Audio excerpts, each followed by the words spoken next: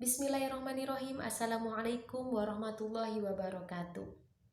Apa kabar Ananda semua? Semoga semuanya selalu dalam keadaan sehat. Dan semoga tetap selalu semangat belajar.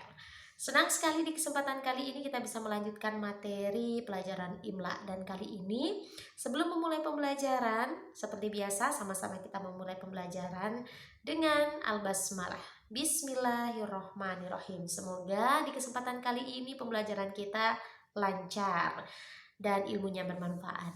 Nah, baiklah Ananda, kita akan kembali membahas mengenai pelajaran IMLA. Dan kali ini kita akan membahas bagaimana cara menuliskan huruf-huruf yang serupa, hampir serupa, tapi tak sama. Nah, huruf-huruf apa sajakah itu? Yang pertama ada ta dan po. Nah, untuk ta dan po ketika berharokat fathah atau bergaris atas bisa kita bedakan. Ta adalah yang seperti mangkuk, kemudian ada titik di atasnya dua. Ta, ti, tu, ta, ti, tu. Nah, ketika berharokat kasroh, ta dan po itu menjadi kasroh, itu yang bergaris bawah menjadi ti dan pi. Hampir mirip. Nah, bagaimana cara membedakannya saat menuliskan untuk pelajaran IMLA? Inilah fungsi kita mempelajari IMLA agar supaya Ananda bisa membedakan cara menuliskan huruf-huruf yang serupa, hampir mirip dalam penyebutan, tapi hakikatnya dalam penulisan berbeda, sangat jauh berbeda hurufnya. Nah, untuk pertama adalah huruf ta dan po. Jika berharokat kasroh atau bergaris bawah menjadi ti dan pi. Ti dan pi. Hurufnya yang seperti apa? Oke, mungkin sebagian Ananda masih mencoba berpikir ta dan to. Yang seperti apa hurufnya? Oke, ini dia. Ta dan to. Ketika berharokat kasroh atau bergaris bawah, dalam penyebutannya hampir-hampir mirip ya. Nah, bagaimana cara membedakannya supaya benar penulisannya? Perhatikan gerak bibir atau gerak mulut pengajar saat menyebutkan ti dan pi. Contohnya, untuk ti dan pi ketika berharokat kasroh. Oke, ketika ti dan pi dilafazkan, perhatikan sekali lagi gerak bibir pengajar ketika mendiktekan. Contoh untuk ta ketika berharokat kasroh. Tilmizatun. Tilmizatun. Ta, ti, tu. Oke. Nah, ketika po, ti, pu, yang membedakan po, ti, pu. Dalam penyebutan ti lebih tebal ketika ti, pi. Nah, perhatikan juga gerak pipi, bibir lebih berat atau sedikit menggembung. Pi, pi. Oke, contohnya Fatimatun.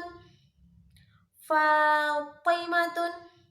Oke, bisa dikira-kira atau bagi Ananda yang ingin mencoba atau melatih, silahkan boleh ditulis. Berikutnya adalah huruf fa, sa, dan sya. Nah, bagaimana cara menuliskannya? Masih sama kuncinya. Perhatikan, jadi ketika pengajar mendiktekan, yang diperhatikan adalah gerak bibirnya. Kecuali jika Ananda sudah paham atau tahu artinya. Oke, untuk IMLA ini supaya Ananda benar atau bisa betul menuliskannya saat didiktekan dalam bahasa Arab. Oke, untuk huruf fa, sa, dan sya.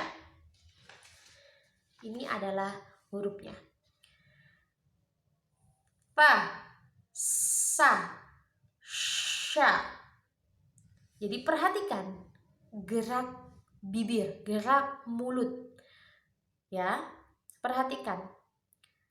Ketika dicontohkan huruf fa, saat disebut menyebutkan huruf fa yang ini,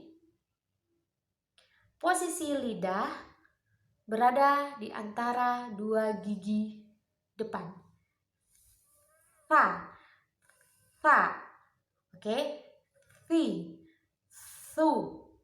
Kemudian untuk yang ini adalah sa, si, su, sa, si, su. Dan yang terakhir adalah yang ini, sha, shi, shu, lebih berat. Oke?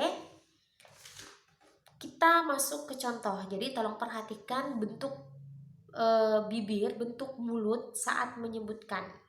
Ya. Ketika didiktekan, jangan buru-buru langsung menulis. Perhatikan dulu apa yang diucapkan. Makanya ketika kita belajar imla, ada 3 tahapan.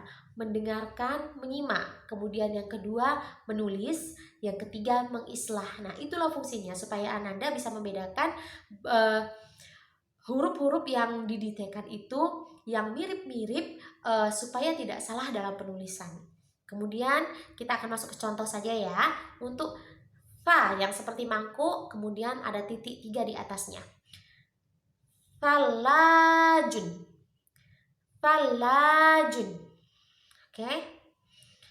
Kemudian untuk sa yang tanpa titik, sa biasa, sa, sabburotun.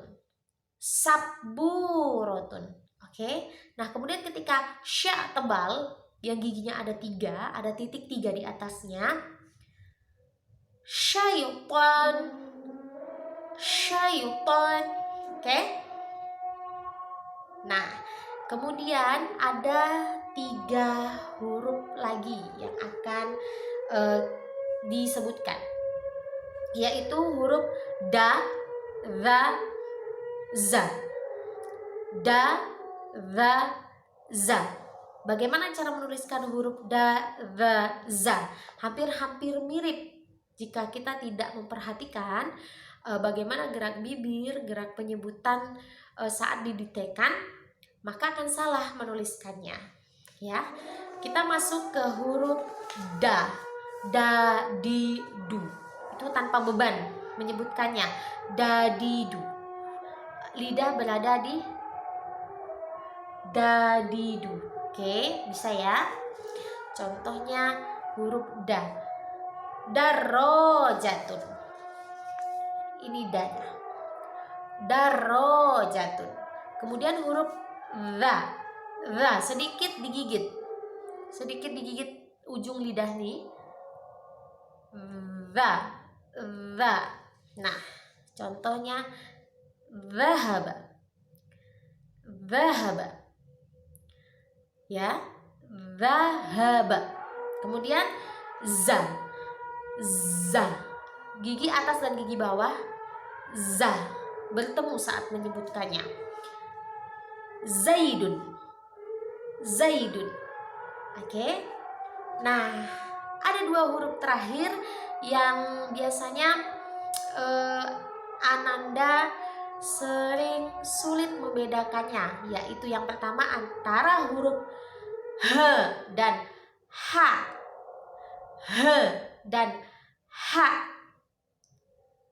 Yang kedua adalah huruf a dan a. Akan kita bahas di pertemuan berikutnya. Semoga Ananda tetap terus semangat belajar. Sampai jumpa di kesempatan berikutnya. Tetap jaga kesehatan dan ikuti protokol kesehatan. Pertama, menggunakan masker. Kemudian yang kedua, rajin cuci tangan. Dan yang ketiga, jauhi kerumunan. Semangat terus. Akhir kata, assalamualaikum warahmatullahi wabarakatuh.